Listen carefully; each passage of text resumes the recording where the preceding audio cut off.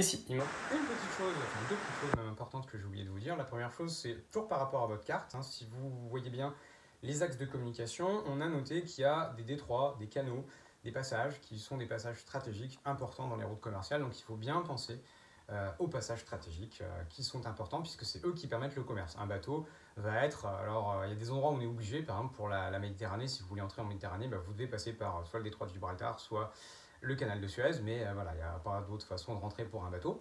Ou alors vous avez aussi des canaux comme le canal de Panama, où dans Suez et Gibraltar, ça évite aussi de faire le tour de l'Afrique, où c'est beaucoup plus court, donc beaucoup moins cher. Et ça fait que ces passages sont très demandés, on a même des embouteillages de bateaux. Je ne sais pas si vous avez vu, mais il n'y a pas longtemps, il y a un bateau qui s'était mis en travers du canal de Suez, ça avait créé un énorme bouchon de bateau, donc c'est des points qui sont très importants. Et alors, toute petite chose aussi sur la pêche.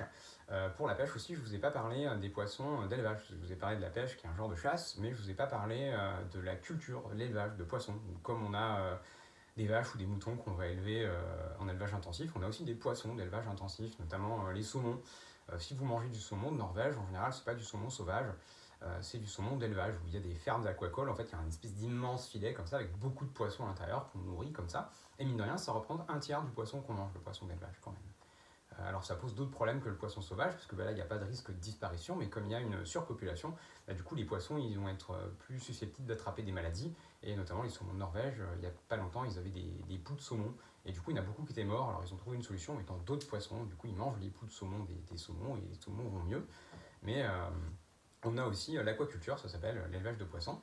Et dernière chose aussi, concernant les communications, je ne vous ai pas parlé des câbles à fibre optique sous-marins, mais alors en fait les communications qu'on a là, quand vous regardez une vidéo comme ça, on pense que ça passe par les antennes 4G, et c'est pas faux, ça passe par les antennes 4G, mais en fait les antennes 4G elles sont reliées par des câbles à fibre optique, et tous ces câbles en fait ils se rejoignent dans une espèce de super câbles qui sont énormes, et ces câbles énormes en fait ils relient les océans, tous les pays, en passant par le fond des océans, et que vous entendez parfois que la NSA ou le service secret chinois espionne à travers Internet. En fait, c'est parce qu'ils se branchent directement sur ces énormes câbles à fibre optique qui plongent dans l'océan juste après, qui permettent de relier les différents océans.